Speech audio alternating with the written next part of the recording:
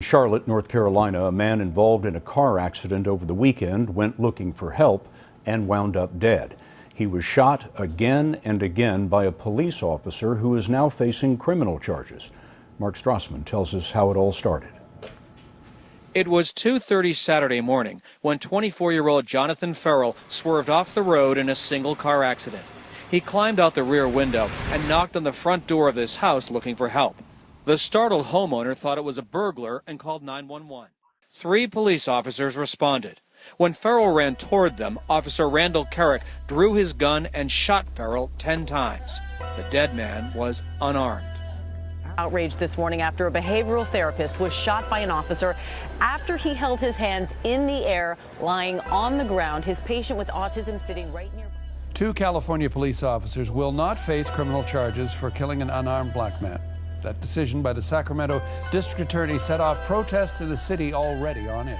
Family of a black man killed by Minneapolis police is demanding justice after prosecutors decided not to charge the 2 officers who shot him. I'm prolific, so gifted.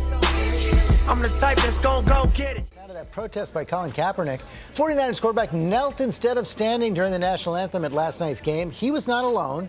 ABC's Kana Whitworth was there and joins us now from San Diego. Good morning, Kana.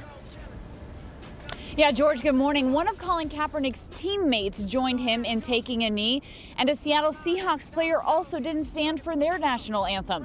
But this morning, Kaepernick says he's willing to make real change and plans on donating $1 million to charities that he's been working with to help end racial inequality. I'll continue to sit.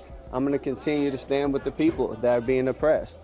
To me, this is something that has to change. And when there's significant change, and I feel like that flag represents what it's supposed to represent, and this country is representing people the way that it's supposed to, I'll stand. This stand wasn't for me. This stand wasn't because I feel like I'm being put down in any kind of way. This is because I'm seeing things happen to people that don't have a voice. South Central in a certain section. Kaepernick won't stand for an anthem that, as it turns out, celebrates the death of slaves. And I'm willing to bet you had no idea about this, because the only part of the story that we sing is the first verse. And yet, if you keep singing, the Star-Spangled Banner says much more than you might think. Let's start here, because the Star-Spangled Banner came to be during the War of 1812. It was written by Francis Scott Key. The War of 1812 was a war in which the United States attempted to take Canada from the British Empire. But the U.S. underestimated the British, who were able to overrun Washington, D.C. The banner itself, it was written in 1814 about the Battle of Fort McHenry in Baltimore. But as explained in an article by The Intercept, one of the missing parts of history is that part of the reason the British have been so successful during that war was their active recruitment of American slaves. On September 13, 1814, the British bombarded Fort McHenry. Key, seeing the fort's flag the next morning, was inspired to write the lyrics for the Star-Spangled Banner. American slaves played a role in fighting against Americans in that battle. About 6,000 former slaves total fought with the British to secure their own freedom. And Key, he speaks of them when he writes this: "No refuge could save the hireling and slave from the terror of flight or the gloom of the grave. And the Star-Spangled Banner in triumph doth wave o'er the land of the free and the home of the brave." See, for those slaves, this was not a land of the free.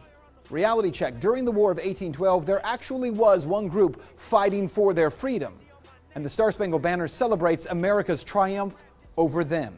I make one phone call and the rest get handled. It's just another front step with candles. No message from the set. Wouldn't you love to see one of these NFL owners, when somebody disrespects our flag, to say, "Get that son of a bitch off the field right now, out, he's fired.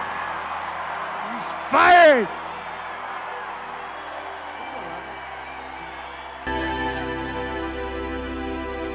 In 2015 alone, 102 unarmed black men were killed by police nationwide, and hundreds have died every year.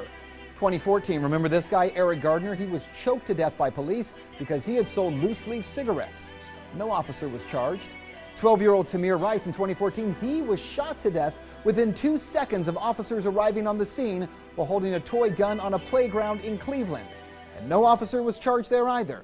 Even this year, 2016, Philando Castillo, he was shot to death in Minneapolis. He had a concealed carry license. He never touched his gun. Yes, he had a gun on him, but he told the officer about it. And yet he was shot to death anyway. And these are only 3 faces of the hundreds of unarmed black men who have died at the hands of police officers. Now here's the question. If you feel outrage when you see this picture of Kaepernick sitting down, and yet you do not feel any outrage when you see these images, well, quite candidly, isn't that part of the problem? There's a lot of things that need to change. One specifically is police brutality.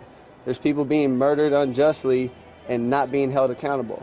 Cops are getting paid leave for killing people.